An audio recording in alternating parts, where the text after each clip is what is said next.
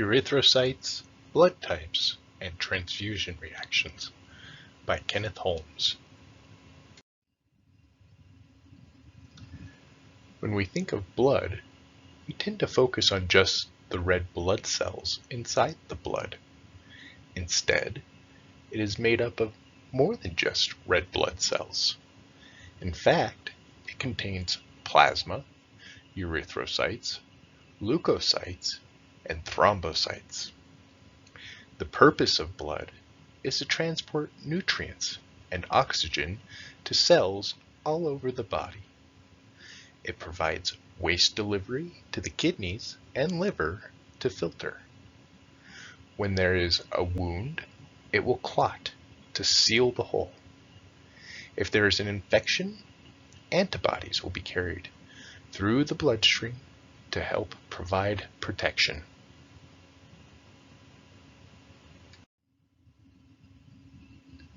Leukocytes, also known as white blood cells, will help provide protection to the body.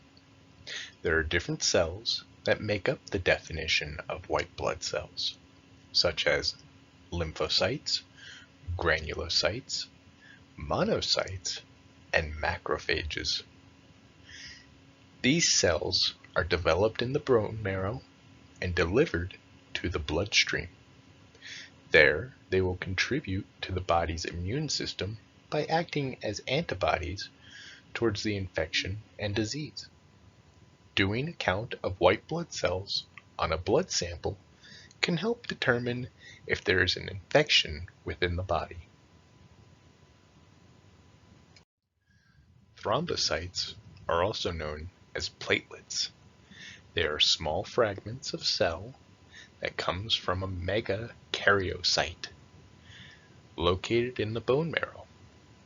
From there, they will make their way into the bloodstream where they are responsible for clotting. Whenever the skin is scratched or nicked enough where blood is released, platelets will start patching the hole. They will cling to the edges and start building on themselves. This will continue until nothing can make its way through the hole.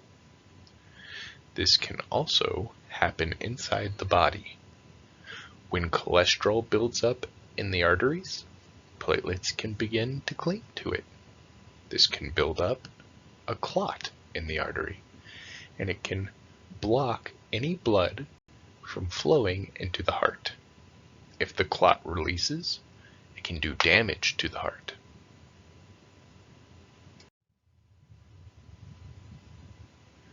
Erythrocytes are the red blood cells.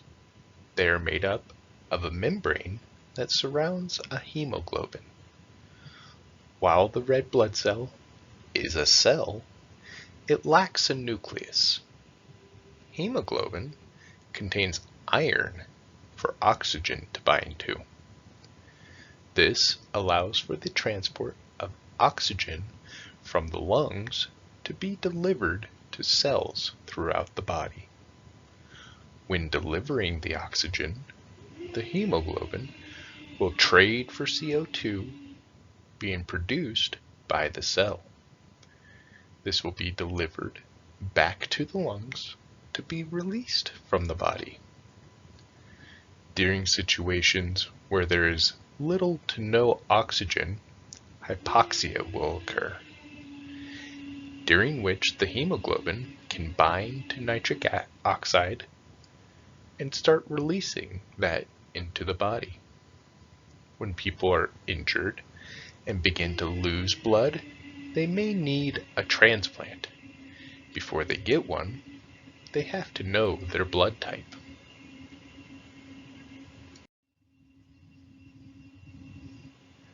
Red blood cells come in different types. These types are determined by antigens on the surface of the red blood cell. Antigens are often found on the outside of pathogens. If they bind to an antibody, it will signal an immune response to break down that cell. On the outside of red blood cells, you can find antigens. for type A, B, type AB, or O. Which blood type you have is determined by your parents through genetics. If two parents are homozygous A, then their child is going to be type A. If one is homozygous A and the other is homozygous B, then the child is going to be AB. This shows that the genetic relationship between types A and B are codominant.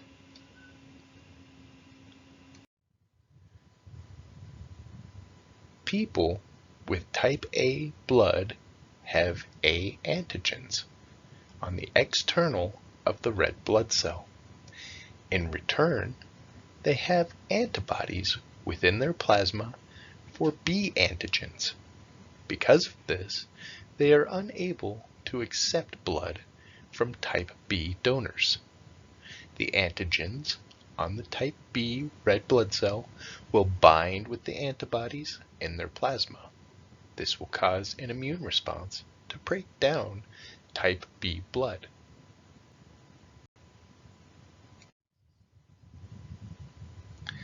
Type B blood means that they have B antigens on the outside of the red blood cell. This also means the plasma is carrying antibodies for A antigens, meaning, just like the last slide, type B cannot accept blood from type A donors.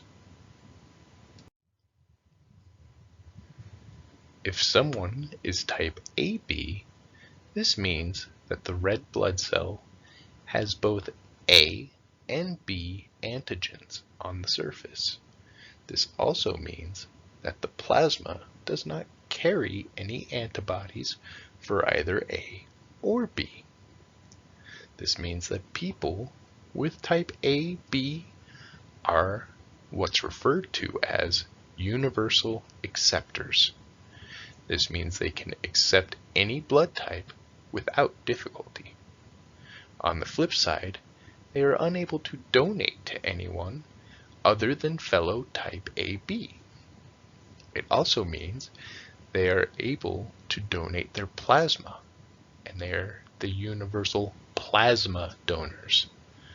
Because the plasma lacks antibodies for type A and type B, it can go to anyone without causing conflict within the body.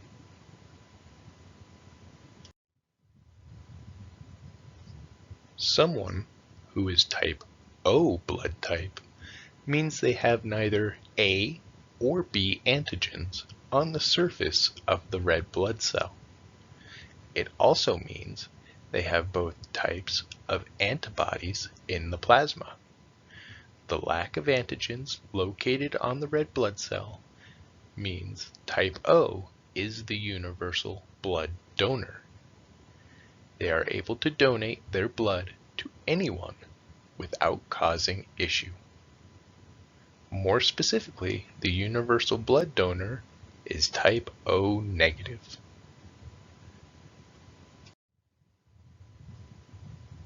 When referring to positive and negative in blood, this is referring to the protein rhesus. Rhesus factors are also located on the surface of red blood cells. More specifically, if you find rhesus factors on the outside of red blood cells, that means it is positive type blood. If there are no rhesus factors, then it is deemed negative. Positive types are more common than negative. In fact, type O positive is the most common blood type, at roughly 37% of the population, while AB negative is the most uncommon.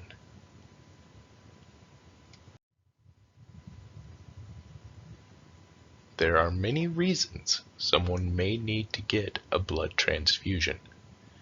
Most commonly, it is due to loss of blood, perhaps from injury or from surgery. It can also be because they have an infection that a transfusion can resolve, or a bleeding disorder. At any rate, they will need to exchange or add blood to their system. Before they start, they will need to verify the blood type of the donor is compatible with the patient. While the side effects from transfusions are minor, ranging from soreness to fevers and/or chills, they can also include allergic reactions, and these side effects can become even more severe if the blood type does not match. This can lead to acute or delayed immune hemolytic reactions. This is when the antibodies in the plasma of the patient combine to the antigens of the red blood cells from the donor. This leads to the red blood cells being broken down, which builds up a byproduct that damages kidneys of the patients. Patients can also experience graft versus host disease, which is more commonly seen in patients with already weakened immune systems. This is when the white blood cells of the donated blood attack the bone marrow of the patient. This can be fatal.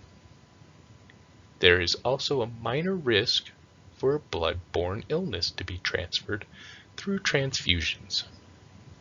While these illnesses, like HIV, hepatitis B or C, or the West Nile virus, are screened, there is a chance ranging from 1 in 300,000 for hepatitis B to 1 in 2 million chance for HIV to still infect the patient.